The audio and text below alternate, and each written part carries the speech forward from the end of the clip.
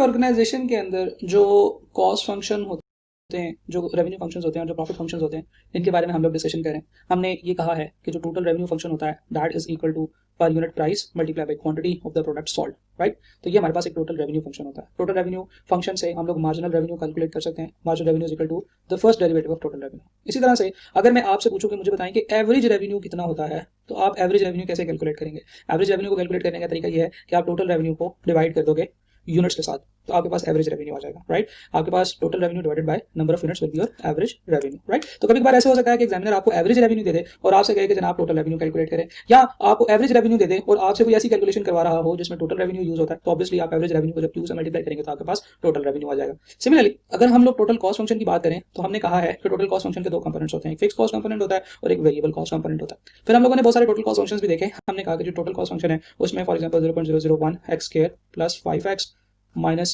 16 for example, ये हमारे पास एक फंक्शन है। तो इस फंक्शन में अगर आपसे मैं कहूं कि आइडेंटिफाई करें कि फिक्स कंपोनेंट कौन सा है, तो this will be the fix component जिसके साथ कोई x नहीं है, राइट। और अगर आपसे वेरिएबल कंपोनेंट के बारे में पूछा जाए तो आप कहेंगे कि जनाब वेरिएबल कंपोनेंट वो कंपोनेंट्स होते हैं जिनमें वेरिएबल भी साथ में होता है, राइट। तो स्ट्रेट अवे आप टोटल कॉस्ट फंक्शन को दो पार्ट्स में डिवाइड कर सकते हो। सिमिलरली अगर आपको marginal revenue marginal cost function चाहिए तो आप कैसे कैलकुलेट करते हो? जी बिल्कुल ठीक है, टोटल कॉस्ट फंक्शन का डेरिवेटिव लेते हो। अगर मैं आपसे कहूं कि ये आपका टोटल कॉस्ट फंक्शन है तो यहां से मुझे बताएं कि मार्जिनल कॉस्ट फंक्शन क्या होगा, तो आप इसका फर्स्ट डेरिवेटिव लोगे। सिमिलरली आपके पास टोटल कॉस्ट फंक्शन है, मैं आपसे पूछता हूं कि वेरिएबल कॉस्ट फंक्शन बताएं, तो आप क्या कहेंगे? वेरिएबल कॉस्ट फंक्शन सिर्फ वो पार्ट्स पे मुश्तमिल होगा जो कि वेरिएबल हैं। और इस केस में अगर टोटल कॉस्ट 0.001 x स्क्वायर है, 0.001 x square plus 5x minus 16 है, तो वेरिएबल कॉस्ट क्या होगी? 0.001 x square plus 5x।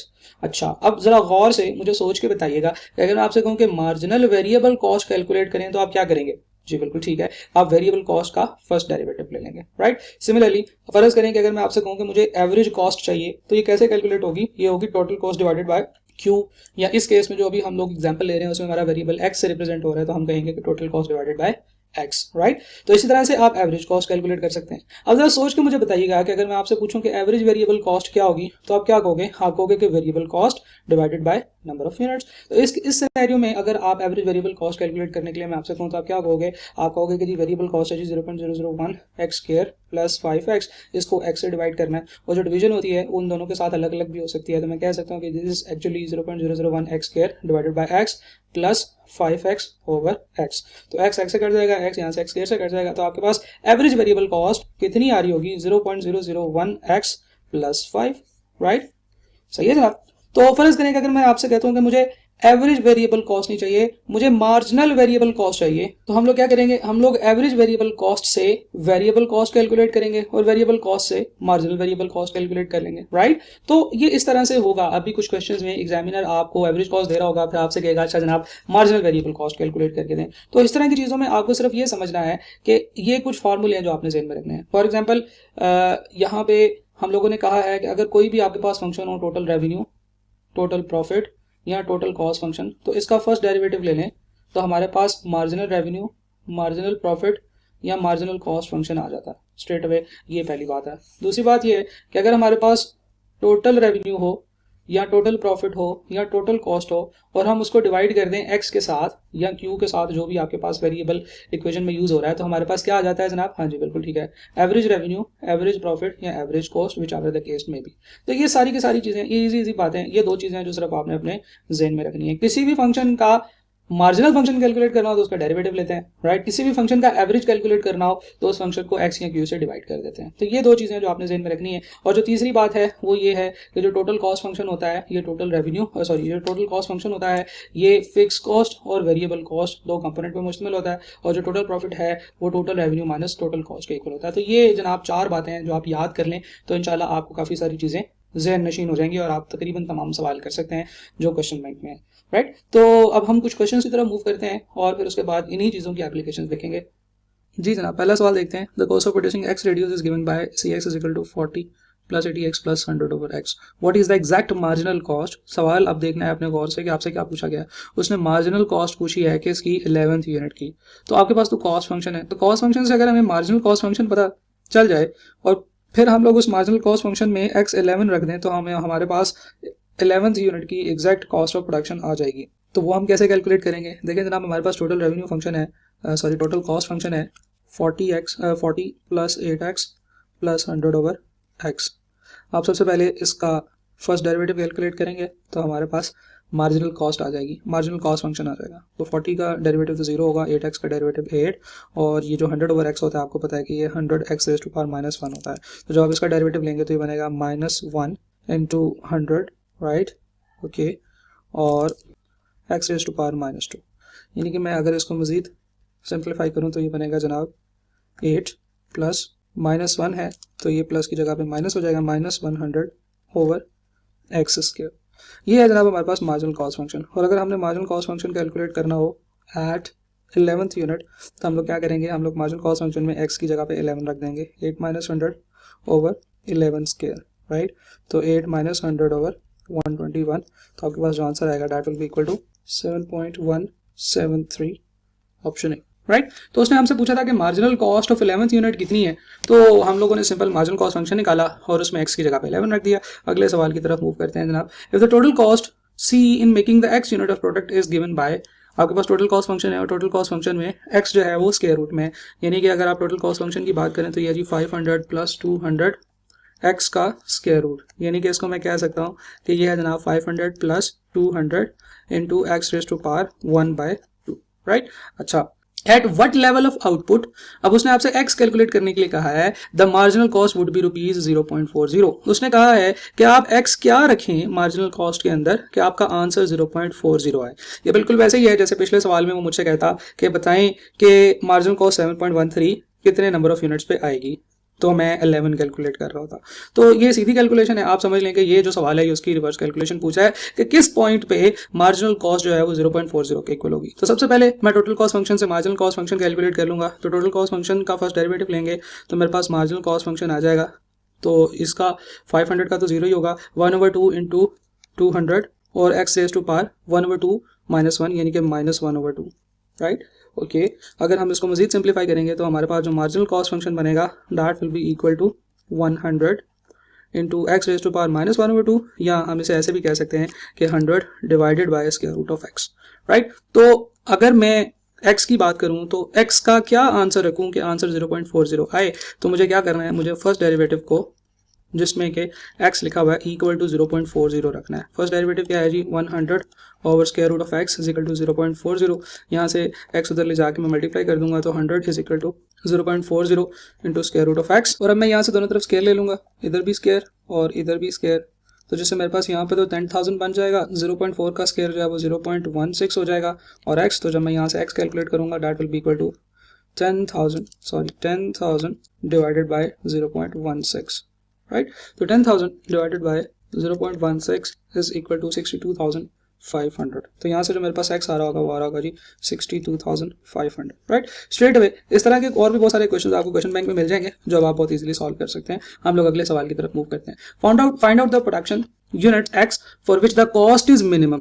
Cost को मिनिमाइज करना है if the cost function is c is equal to x³ - 120x plus 4500x, यानी कि वो क्यू फाइंड करना है, वो x की वैल्यू फाइंड करनी है जिस पे ये फंक्शन मिनिमम है। तो स्ट्रेट अवे ये वैसा ही सवाल है जैसा हम लोग इससे पहले करते आए हैं कि फंक्शन को मिनिमाइज कैसे करना होता है, मैक्सिमाइज कैसे करना होता है। अब जरा देखते हैं कि क्या जो फंक्शन हमने मिनिमाइज करना है ये फंक्शन एक क्वाड्रेटिक फंक्शन है। नहीं, ये फंक्शन क्वाड्रेटिक फंक्शन नहीं है। तो इसका मतलब यह है कि हमें थोड़ी ज्यादा कैलकुलेशन करनी पड़ेगी, क्योंकि क्वाड्रेटिक फंक्शन में मैक्सिमाइज या मिनिमाइज मिनिमम फाइंड करना तो बहुत ईजी होता है, वो तो 2-3 स्टेप्स में हो जाता है, लेकिन इसमें हमें कुछ ज्यादा स्टेप्स कैलकुलेट करना पड़ेंगे। तो हमारे पास जो टोटल कॉस्ट फंक्शन है जनाब that is total cost x³ - 120x² plus 4500x। तो हम लोग क्या करते होते हैं, सबसे पहले फर्स्ट डेरिवेटिव कैलकुलेट करते हैं। तो इस केस में जो इसका फर्स्ट डेरिवेटिव बनेगा वो बनेगा 3x² - 240x plus 4500। Second step में हम लोग सेकंड डेरिवेटिव भी कैलकुलेट कर लेते होते हैं और सेकंड डेरिवेटिव इसका बनेगा जनाब 6x - 240। थर्ड स्टेप ये होता है कि हम लोग जो फर्स्ट डेरिवेटिव होता है उसको 0 के इक्वल रखते हैं और टर्निंग पॉइंट्स फाइंड करते हैं। तो जनाब ये काम करते हैं, आगे चले जाते हैं। टर्निंग पॉइंट्स कैलकुलेट करने के लिए फर्स्ट डेरिवेटिव है जी हमारा 3x² - 240x प्लस 4500। जब मैं इसको 0 के इक्वल रखूंगा तो ये मेरे पास परफेक्ट क्वाड्रेटिक इक्वेशन बन जाएगी।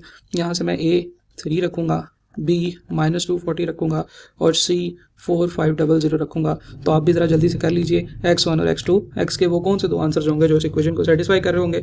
तो एक एक्स होगा जनाब 50 और एक एक्स होगा जनाब हमारे पास 30। ओके, अब नेक्स्ट स्टेप क्या होता था जनाब कि हम लोग ये जो टर्निंग पॉइंट्स हैं इनको अपने सेकंड डेरिवेटिव में पुट करते हैं। तो हमारे पास जो सेकंड डेरिवेटिव है वो है जनाब 6x माइनस 240। सेकंड डेरिवेटिव जो है वो टोटल कॉस्ट का, तो 6 में हम लोग सबसे पहले x इज इक्वल टू 50 रखेंगे, तो 6 इंटू 50 माइनस 240 ये बनेगा जी 300 माइनस 240। तो 300 माइनस 240 का जो आंसर होता है वो होता है जनाब 60। हमें पता है कि जिस पॉइंट के ऊपर सेकंड डेरिवेटिव का आंसर पॉजिटिव आए उस पॉइंट के ऊपर मिनिमा होता है, राइट।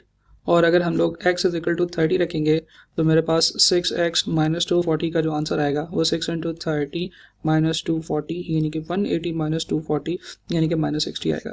तो इस पॉइंट के ऊपर x 30 के ऊपर जो फंक्शन है वो मैक्सिमा है, राइट। यही बात हम लोगों ने की थी। हमें एक्चुअली क्या चाहिए, हमें अब वो पॉइंट चाहिए जहाँ पे फंक्शन मिनिमा हो। तो जनाब फंक्शन मिनिमा कहाँ पे होगा, x इज इक्वल टू 50 पे। This is our answer, right. Function को मिनिमाइज करना था तो हम स्ट्रेट अवे फंक्शन को मिनिमाइज करने के तरीके से सॉल्व करेंगे। अगले सवाल की तरफ मूव करते हैं जनाब। The total cost function of a firm is 0.005 x cube minus 0.7 x square minus 30x plus 3000 where x is the output. The value of x for which the marginal variable cost is equal to average variable cost is. आपसे वो पूछ रहा है कि कौन से x पे marginal variable cost average variable cost के इक्वल होगी, राइट। तो ये स्ट्रेट अवे उसने मुझे बता दिया है कि आप मार्जिनल वेरिएबल कॉस्ट निकालें और उसको एवरेज वेरिएबल कॉस्ट के इक्वल रख के यहाँ से x निकाल लें। तो इसकी कैलकुलेशन कुछ इस तरह से होगी कि सबसे पहले मैं टोटल कॉस्ट फंक्शन से वेरिएबल कॉस्ट निकालूंगा, राइट। और वेरिएबल कॉस्ट से मार्जिनल वेरिएबल कॉस्ट और एवरेज वेरिएबल कॉस्ट फंक्शन निकाल के उनको आपस में एक दूसरे के इक्वल रख दूंगा। मेरी जो रिक्वायरमेंट है वो ये है कि मैंने मार्जिनल वेरिएबल कॉस्ट को इक्वल करना है एवरेज वेरिएबल कॉस्ट के। और ये किस तरह से करना है, सबसे पहले मेरे पास तो जो कॉस्ट फंक्शन है वो मैं लिख लेता हूँ। टोटल कॉस्ट फंक्शन है जनाब 0.005 x cube minus 0.7 x square minus 30x plus 3000। यहाँ से मैं वेरिएबल कॉस्ट अगर निकालना चाहूँ तो वो क्या बनेगी जनाब 0.005 x cube minus 0.7 x square minus 30x, यानी कि तमाम points except for this fix component. आगे चलते हैं जनाब। वेरिएबल कॉस्ट से मार्जिनल वेरिएबल कॉस्ट को कैलकुलेट करने का तरीका क्या होता है, जो बिल्कुल ठीक है। वेरिएबल कॉस्ट का फर्स्ट डेरिवेटिव, तो वेरिएबल कॉस्ट का फर्स्ट डेरिवेटिव अगर हम लेंगे तो ये बनेगा, सॉरी यहाँ पे 3 जीरोस आ रहे हैं जीरो पॉइंट के बाद, तो 0.0015 एक्स क्यूब। अब ये एक्स क्यूब नहीं रहेगा, अब ये क्या रह जाएगा एक्स स्क्वायर माइनस 0.7 को जब मैं 2 से मल्टीप्लाई करूंगा तो मेरे पास जो आंसर आएगा वो आएगा 1.4x माइनस 30।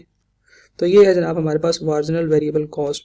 इसके अलावा अगर मुझे एवरेज वेरिएबल कॉस्ट चाहिए हो तो मैं क्या करता हूँ, जो बिल्कुल ठीक है, वेरिएबल कॉस्ट को x से डिवाइड करना पड़ेगा।